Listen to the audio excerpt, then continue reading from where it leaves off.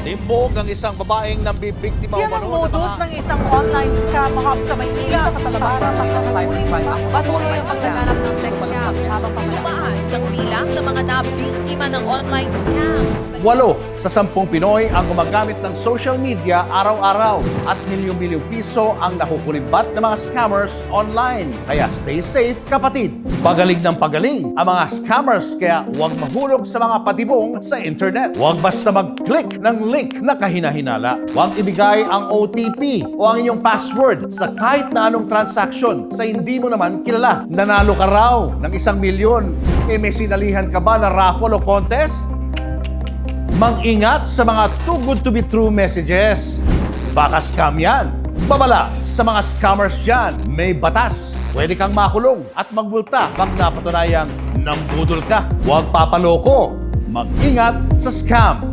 Stay safe, kapatid.